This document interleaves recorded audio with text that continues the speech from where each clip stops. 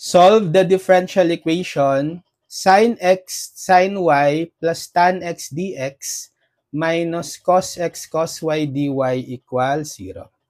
So ano kayang type ng differential equation ito?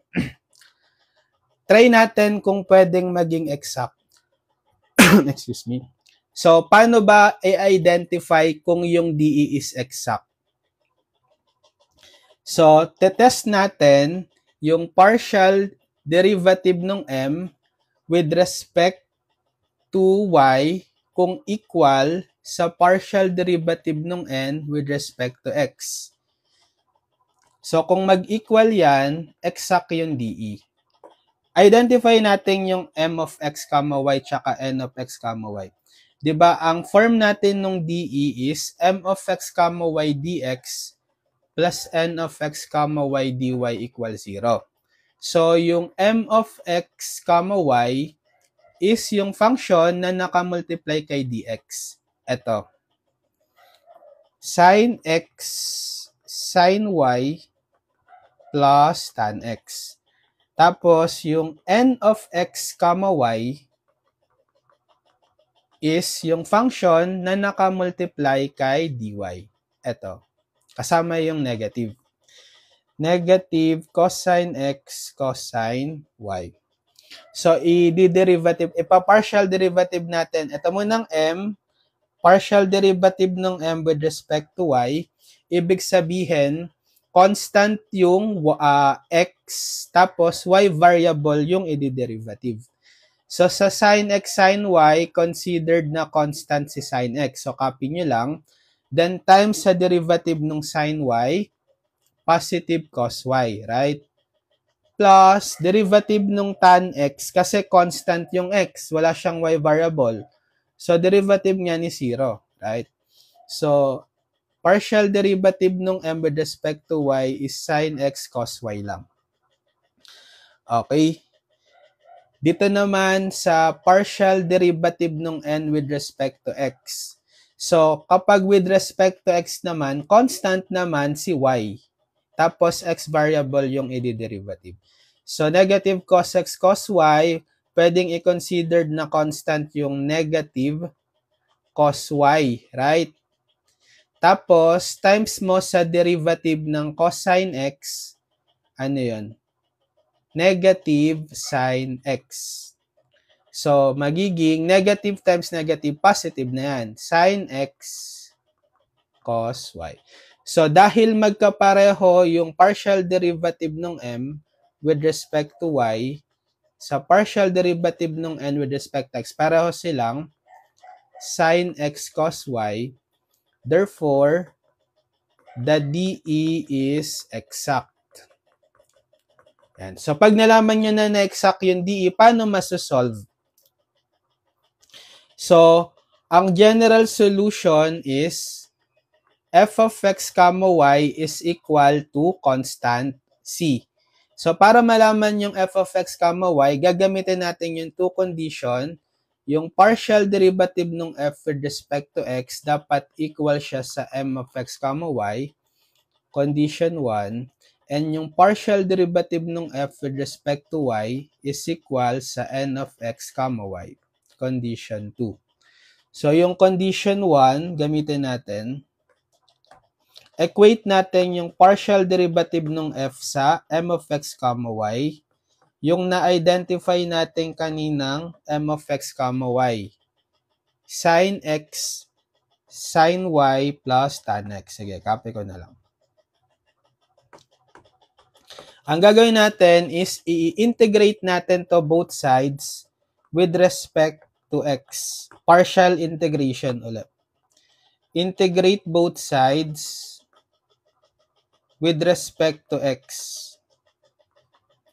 Yan. So, makakancel mo yung dx dito. Integral na lang ng df equal. Dito, pwede mong i-distribute yung integral symbol. Tapos, kapag partial integration, kasi with respect to x tayo, tas dalawa yung variable, considered mong constant yung mga y variable.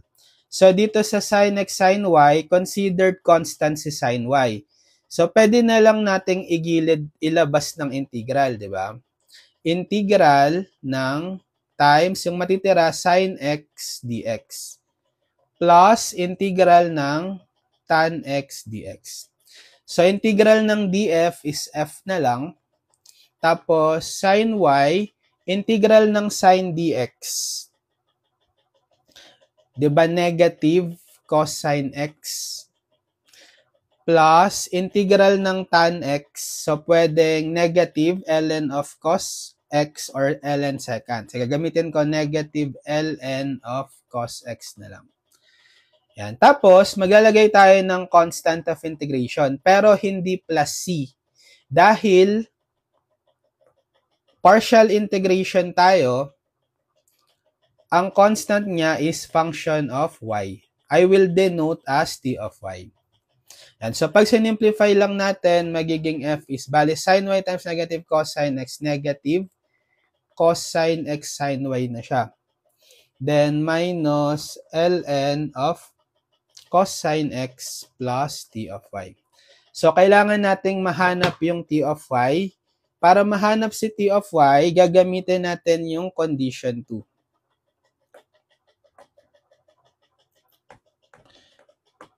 E-equate natin yung partial derivative ng f. So far, ito na yung f na nakuha natin sa n of x, y. So, kuhain ko yung partial derivative ng f with respect to y. Itong so far f na nakuha natin. So, kapag partial derivative ng f with respect to y, again, constant yung x, tas y variable yung i-derivative. So, sa negative cos x sin y, considered na constant yung negative cos sin x. So, kakopyahin ko lang.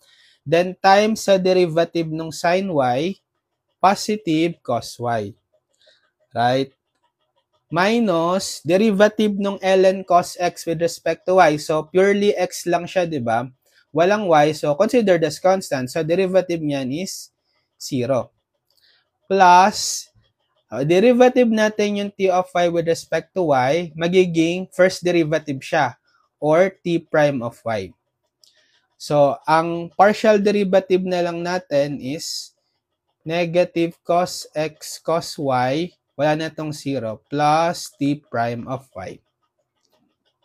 So, diba, i-equate natin to sa n of x, y. Therefore, negative cosine x cosine y plus t prime of y is equal sa n of x, y, yung kaninang na-identify natin, negative cos x cos y, right? So, negative cos x cos y. So, dahil common itong negative cos x cos y on both sides, may eliminate yan, di ba? So, ang matitira is t prime of y is equal to 0 na lang. So, pwede natin itong i-integrate. Integrate both sides with respect to y.